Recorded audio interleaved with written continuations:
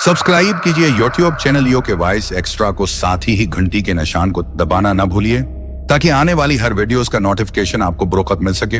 दोस्तों, आज आपकी खिदमत में नावल हमजाद का सीजन 2 पेश किया जाएगा। मुझे उम्मीद है कि मेरी पिछली सीरीज की तरह ये भी आपको बहुत पसंद आएगी, क्योंकि इसको मैंने बहुत मेहनत से लिखा है। मेरी तमाम देखने और सुनने वालों से गुजारिश है कि मेरी हौसला अफजाई के लिए मेरे चैनल को सब्सक्राइब करना ना भूलिए, ताकि मैं आप लोगों के लिए मजीद ऐसी मजेदार नावल स्टोरीज बनाता रहूं। अब बगैर कोई वक्त जाया किए आज की स्टोरी का पहला हिस्सा शुरू करते हैं। पेश खिदमत है नावल हमजाद सीजन 2 का पहला हिस्सा। मेरा नाम अरशद है। मैं एक ऐसे घर में पैदा हुआ जहां फाका मामूल था और खुशी एक अजनबी चीज। मेरा बचपन गुर्बत की धूल में गम हो गया।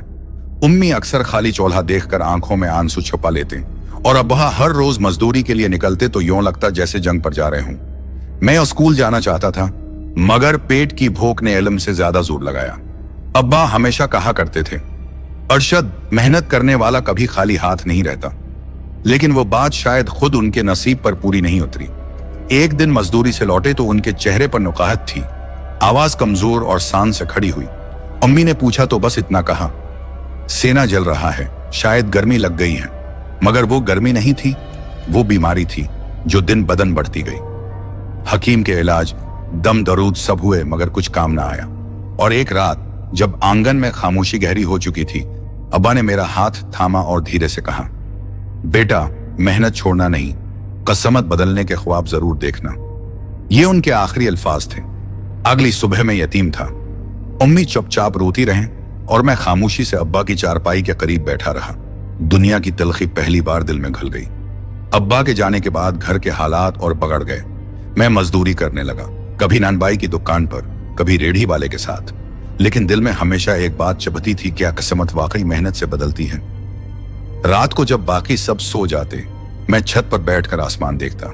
एक सवाल हमेशा जहन में गूंजता, क्या मेरे लिए भी कोई रास्ता है, कोई ऐसी ताकत जो मुझे उस जुल्म से निकाल दे। एक दिन बारिश हो रही थी। अम्मी ने पुराने सामान को बचाने के लिए सहन के कोने में रखा संदूक खोलने को कहा। वो संदूक मेरे दादाजी का था, जिन्हें गांव वाले फकीर मोहम्मद बाबा कहते थे। मैंने संदूक खोला तो पुरानी किताबों, तावीजों और मिट्टी के रंग में ढके कुछ अजीब वरकों की खुशबू सी निकली। एक किताब खास तौर पर मेरी नजर में आई। उस पर धंधले हरूफ में लिखा था, इल्म ज़लाल, यानी सायों का इल्म। किताब के अंदर एक वरक पर चंद सतरें ऐसी थीं जिन्हें पढ़कर मेरी सांस रख गई।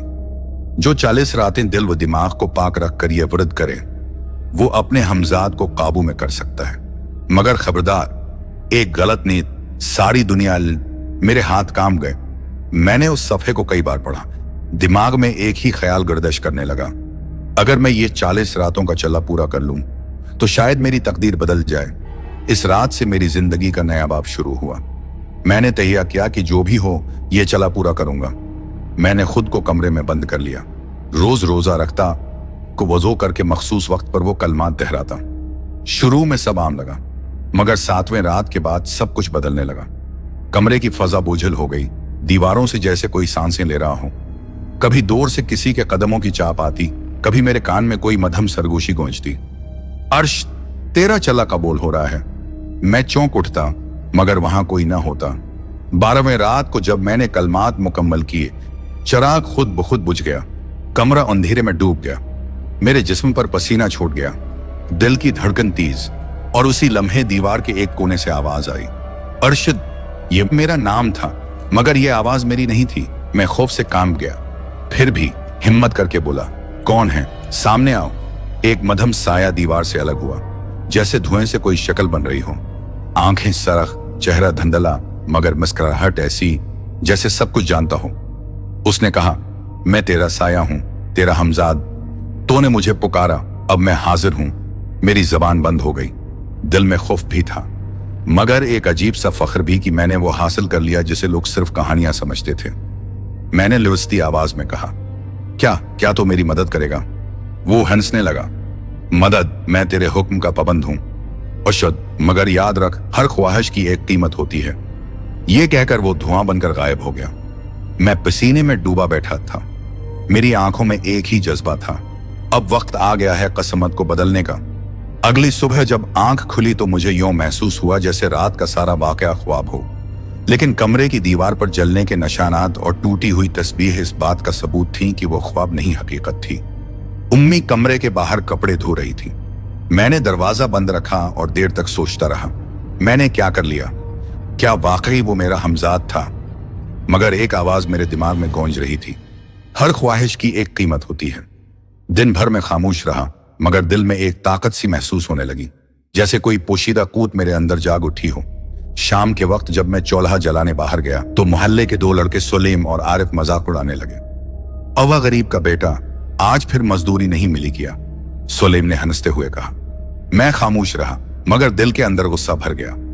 मैंने उनके अल्फाज को अंदर ही अंदर निगल लिया, मगर रात को जब सोने लगा तो मेरे जहन में वो आवाज फिर अहली, बोल क्या चाहता है? तो मैंने दुबे लफ्जों में कहा, मैं चाहता हूं जिन्होंने मेरी गुर्बत का मजाक उड़ाया वो नादिम हूं। कमरे में सर्द हुआ चल्ली, चिराग बुझ गया और एक धंधला साया सामने आ खड़ा हुआ। वही सरख आंखें, वही पसरार मुस्कुराहट। तेरा हुक्म पूरा होगा उर्शद, मगर याद रख हर काम का असर तुझ पर भी पड़ता है। मैंने कुछ ना कहा, बस खामोशी से सिर झुका लिया। अगली सुबह महल्ले में शोर मचा हुआ था। लोग चला रहे थे सुलीम पागल हो गया है। रात भर चलाता रहा कि कोई साया उसके पीछे है। मेरे कदम जमीन में गड़ गए। मैंने दिल ही दिल में कहा, नहीं, इत्तेफाक नहीं हो सकता।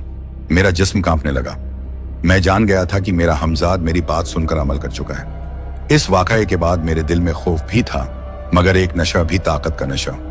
मैंने सोचा, अगर ये मेरे लिए सब कर सकता है तो क्यों ना उसे अपनी जिंदगी बदलने के लिए इस्तेमाल करूं। मैंने हमजाद से अगली रात कहा, मुझे दौलत चाहिए, मैं उम्मी को सुकून देना चाहता हूं। वो धंध में लपटा साया मेरे करीब आया। तो दौलत चाहता है, ठीक है, लेकिन याद रख हर नेमत एक साया लेकर आती है। मैंने परवाह न की। मैं बस इतना चाहता था कि उम्मी के चेहरे पर मुस्कुराहट वापस आ जाए। अगली सुबह बाजार जाते हुए मैंने देखा कि एक आदमी का बटुआ जमीन पर गिरा हुआ है। मैंने उठाया तो अंदर हजारों रुपए थे। मैंने इर्द गिर्द देखा, कोई नहीं था। मैं बटुआ घर ले आया। उम्मी के चेहरे पर हैरत, खुशी और खौफ सब कुछ था। अरशद, ये कहां से आया? मैंने झूठ बोला, काम की मजदूरी मिली है उम्मी ने सजदा शक्र अदा किया। और मैं अंदर ही अंदर लुझ रहा था। रात को हमजाद ने फिर सरगोशी की, ये तो आगाज है, अब बता क्या चाहता है आगे? मैंने हल्की आवाज में कहा, मैं चाहता हूं लोग मुझे इज्जत दें।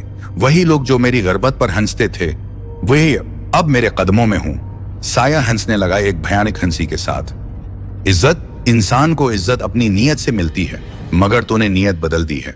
खैर, तेरा हुक्म होगा। चंद दिनों बाद मेरा नसीब वाकई बदलने लगा। जिस दुकान पर मैं मजदूर था वहां के मालिक ने अचानक मुझे मुस्तकिल काम दे दिया। काम बढ़ा, पैसे आने लगे, लिबास अच्छे होने लगे, लोगों का रवैया बदल गया। लेकिन रातें अब पहले जैसी नहीं रहीं। जब चिराग बुझता मैं दीवार के कोने में बैठा वही सरख आंखें महसूस करता। कभी साया हिनसता, कभी मुझे कुछ कहता, तेरी रूह अब मेरी है अरशद। मैं चेख उठता, नहीं नैनमन, नहीं तो मेरा खादिम है, मालिक नहीं। और फिर वो खामोश हो जाता, मगर मुझे एहसास होता कि वो मेरी बात पर मुस्कुरा रहा है। एक रात ख्वाब में अब्बा दिखाई दिए। उनका चेहरा गमगीन था और वो कह रहे थे, अरशद, ये रास्ता अंधेरा है, पलट आ बेटा। मैं चौंक कर जाग गया। कमरे की दीवार पर हमजाद का साया हिल रहा था। मैंने खौफ से कुरान उठाया, मगर जैसे ही आयात पढ़ने लगा साया गायब हो गया। मगर उसके जाने के बाद एक स्याह निशान दीवार पर बाकी रह गया। वो निशान अभी तक नहीं मिटा। इस दिन के बाद मैंने फैसला किया कि अब हमजाद को सिर्फ अच्छी नियत के लिए इस्तेमाल करूंगा। मैं चाहता था कि वो लोगों की मदद करे, मेरी उम्मी के लिए आसानी पैदा करे। लेकिन मैं ये नहीं जानता था कि जो एक बार अंधेरों से मुआहदा करता है वो फिर रोशनी में नहीं रह सकता। क्योंकि अगली रात जब मैंने उसे बुलाया वो हंसा और बोला, अब नियत तेरी नहीं चलेगी अरशद, अब मैं फैसला करूंगा कि कौन सा काम नेक है और कौन सा नहीं। दोस्तों, ये दिलचस्प कहानी अभी जारी है, उसका अगला हिस्सा नेक्स्ट वीडियो में मुलाहजा कीजिए।